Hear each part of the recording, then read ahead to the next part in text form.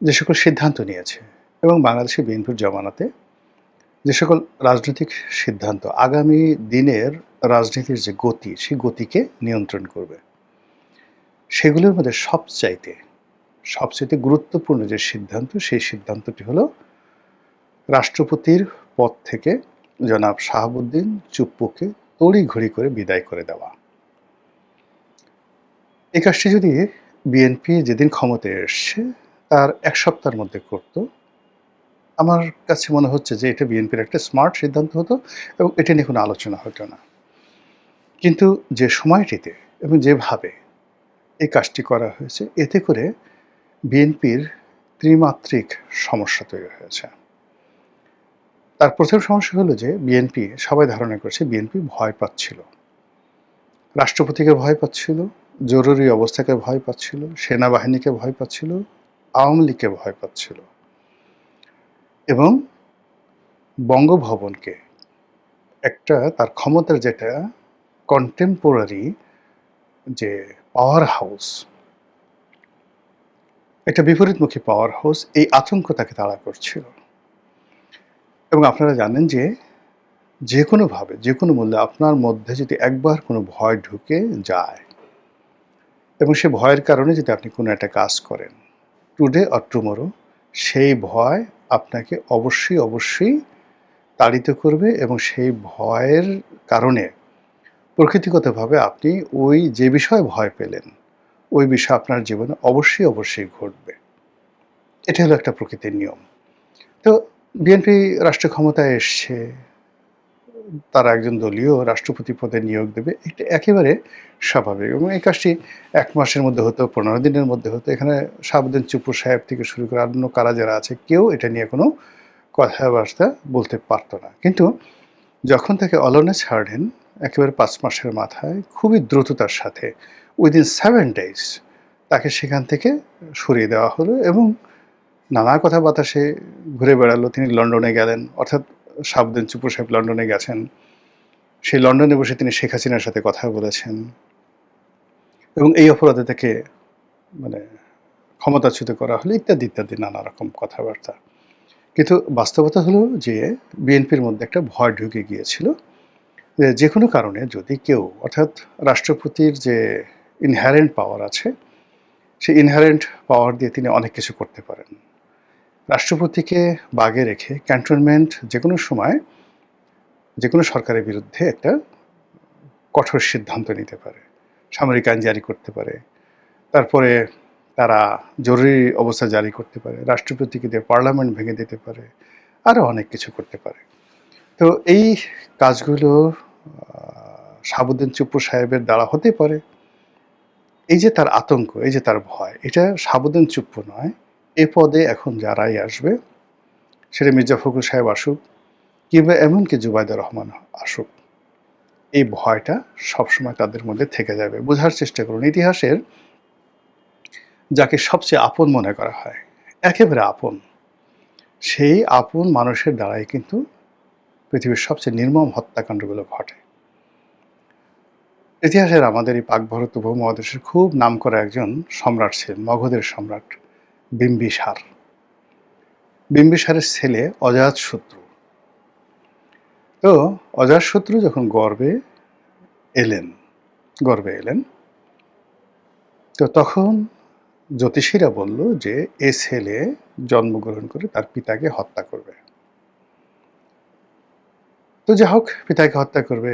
বিম্বিসার অসাধারণ একজন শাসক ছিলেন, বৌদ্ধ ধর্মাবলম্বী ছিলেন, গৌতম বুদ্ধের ঘনিষ্ঠ মিত্র ছিলেন।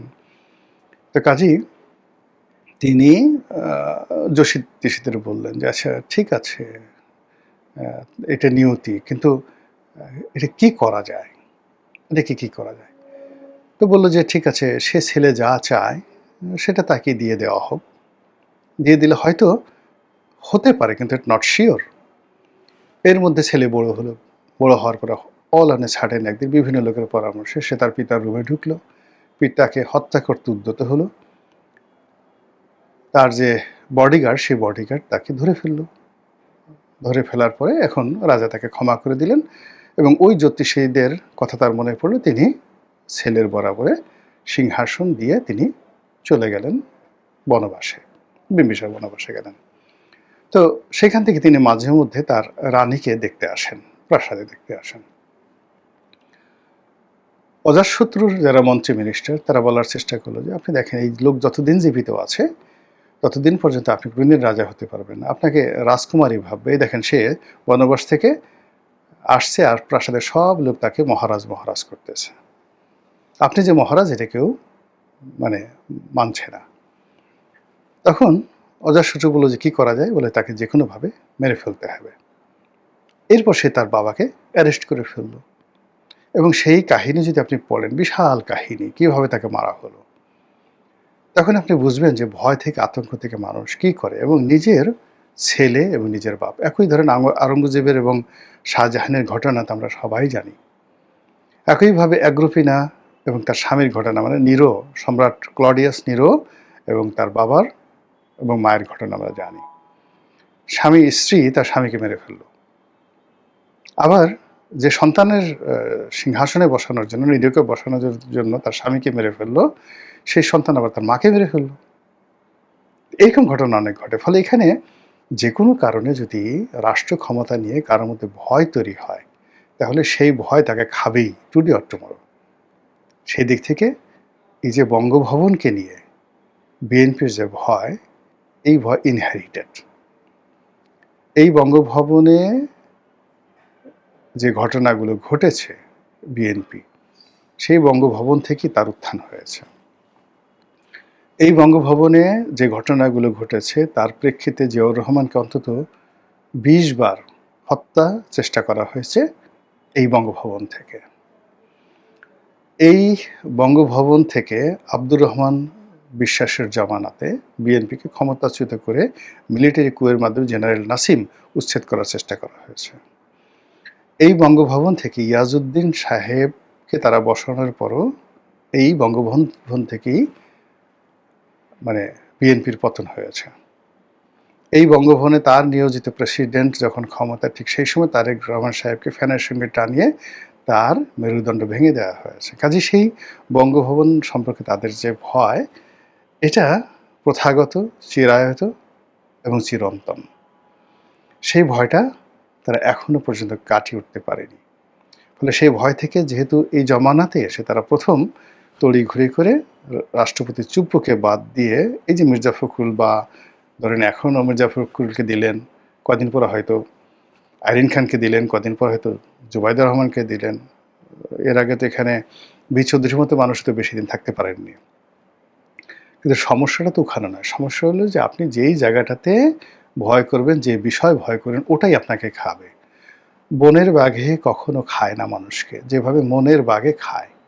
এখন এই সরকার একেবারে প্রথম দিকে এসে এই যে বঙ্গভবন সম্পর্কে তার যে অতীতের কুস্মৃতি, অতীতের আতঙ্ক, অতীতের ভয়, এটা এই ৬ মাসের মধ্যে আবার নতুন করে এলো। That will be huge problem. বিশাল একটা সমস্যা দেখা দিবে বিএনপির জন্য। এটা হলো প্রথম।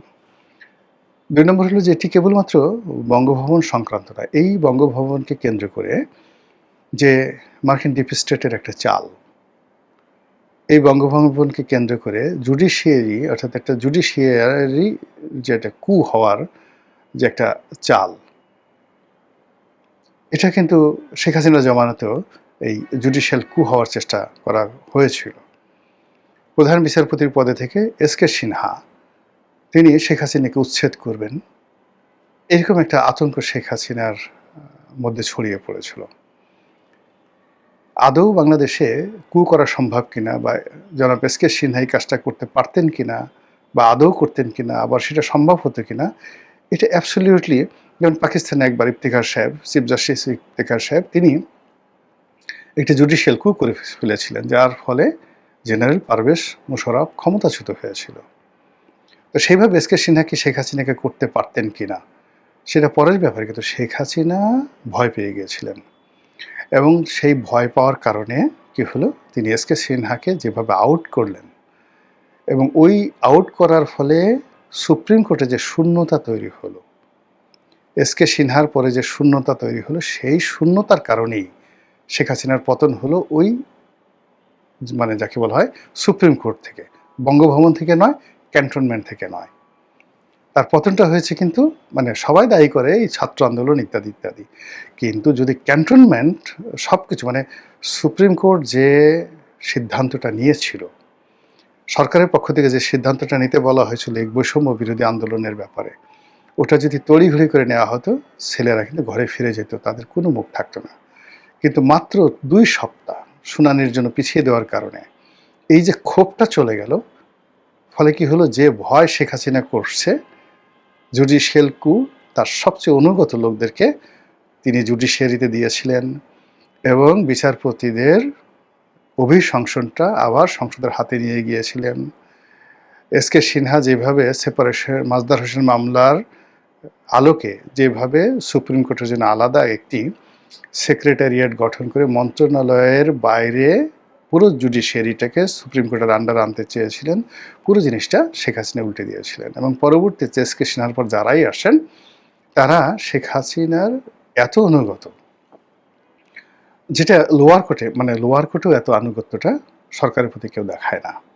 আপনারা জানেন যে লোয়ার কোর্টের অনেকগুলো কোর্ট আছে, যেমন একটা মেরিন কোর্ট আছে, মানে বিআইডব্লিউটিসির ভবনে একজন ম্যাজিস্ট্রেট বসে, ওয়াসাতে একজন ম্যাজিস্ট্রেট আছে, ঢাকা সিটি কর্পোরেশনে একজন ম্যাজিস্ট্রেট আছে, র্যাবে ম্যাজিস্ট্রেট আছে, এরকম অনেকগুলো কোর্ট আছে। স্বরাষ্ট্র মন্ত্রণালয়ের অধীনে অনেকগুলো কোর্ট আছে।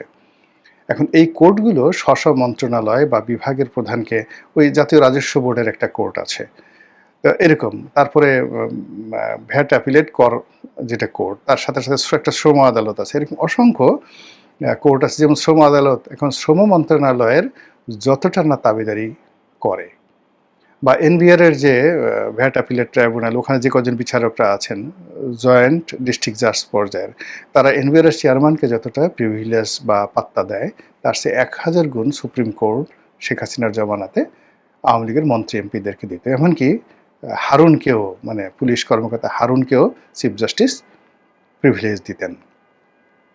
ছাত্রলীগের সভাপতি গিয়ে তার সঙ্গে দেখা করতেন। এরকম একটা অবস্থায় শেষ দিকে তিনি নিয়ে গিয়েছিলেন। এই যে তার যে আতঙ্ক হয়ে সে পুরো সুপ্রিম কোর্টের যত পাওয়ার আছে সব পাওয়ারগুলো কাটছাট করে তিনি দিয়েছিলেন। ফলে সেই সুপ্রিম কোর্ট মানে একটা বড় মুরগি, একটু পাখা নাই, দৌড়াতে পারে না, ফলে তার প্রতিপক্ষ কপ করে তাকে ধরে ফেলতে পারে। তদ্রুপ সুপ্রিম কোর্টে এইভাবে করা হয়েছিল। এখন এই যে আতঙ্কের ফলে কি হলো, এখন বঙ্গভবনে যে আওয়ামী লীগের যে রাষ্ট্রপতি, তার পরিবর্তে ধরুন বিএনপি তার নিজেদের রাষ্ট্রপতি দিল। এখন এমন একজন রাষ্ট্রপতি যদি তারা দেয় এবং তার কোনো রকম ক্ষমতা, তার কোনো রকম কানেক্টিভিটি, কোনো সোশ্যাল ইনফ্লুয়েন্স, সে 10 জন মানুষকে ডাকবে, রাষ্ট্রপতি তার নিজের ইচ্ছা মতো মন্ত্রণালয় থেকে শুরু করে তার জিনিসটা চালাবে, যে একটা ইন টাইম অফ ক্রাইসিস যেন বিএনপির পক্ষে এই রাষ্ট্রপতি কাজ করতে পারে, সেই সুযোগ তো বিএনপি রাখবে না, বিকজ রাষ্ট্রপতিকে নিয়ে তার ভয়। যদি এখানে ডক্টর ইউনূস থাকতেন, বা এখানে যদি ধরেন সেপারেশন পাওয়ার করে রাষ্ট্রপতির ক্ষমতা বাড়িয়ে যদি এই মির্জা ফখরুলকে ওইভাবে এম্পাওয়ার্ড করা হয়, তাহলে বিএনপির ক্রাইসিস মোমেন্টে মির্জা ফখরুল তাকে সাহায্য করতে পারবে। কিন্তু দেখা গেল মির্জা ফখরুল সাহেবকে যদি চুপ্পু সাহেবের মতো করা হয়, তাহলে আগামীতে ইয়াজউদ্দিন সাহেব যে কাজটা করেছেন, ঠিক আগামীতে ঠিক সেম কাজটি এই মির্জা ফখরুল সাহেব বা জুবাইদুর রহমান অথবা জাইমা রহমান যদি সেখানে থাকেন, তারাও সেই কাজটি করতে বাধ্য হবেন। There is no way. এই কাজগুলো আতঙ্ক থেকে হয়। তো বিএনপির জন্য এই মুহূর্তে সবচেয়ে বড় আফসোস হচ্ছে যে তারা তাদের যে লিগেসি আছে রাজনীতিতে, সেই লিগেসির মধ্যে ব্যাড লিগেসিটা আসলে ব্যাড হয় না, এখানে হয়তো ইংরেজি অন্য কোনো শব্দ, যে তাদের যে আতঙ্ক আছে বঙ্গভবন সম্পর্কে, সে আতঙ্কটা আবার ঘুরে ফিরে সেখানেই এলো। 2 নম্বরে যেটা আসছে সেটি হলো যে এই বঙ্গভবনকে কেন্দ্র করে, আমাদের ক্যান্টনমেন্টকে কেন্দ্র করে, সিভিল অ্যাডমিনিস্ট্রেশনকে কেন্দ্র করে, রাজনৈতিক দলকে কেন্দ্র করে আমেরিকার যে একটা মাস্টার প্ল্যান বা ডিপ স্টেট পলিসি, সেই ডিপ স্টেট পলিসি এখন এলোমেলো হয়ে গেছে। তাদের যে কানেক্টিভিটিটা ছিল মূলত ডক্টর মোহাম্মদ ইউনূসকে কেন্দ্র করে, জামাতকে কেন্দ্র করে, এনসিপিকে কেন্দ্র করে তাদের যে কানেক্টিভিটিটা ছিল, সেই কানেক্টিভিটিটা এখন আবার তারা নতুন করে এদের কাছ থেকে মাথা সরিয়ে অন্য জায়গাতে নিয়ে গেছে। তাহলে এই যে মার্কিন ডিপ স্টেট, তারা তাদের সমর্থন বা তাদের যে সকল রিক্রুটমেন্ট ছিল, সেগুলো থেকে তারা একেবারে অ্যাকশন এইডের মতো তারা সেখান থেকে তাদের সমস্ত প্রজেক্টগুলো নিয়ে দিল্লিতে চলে গেছে।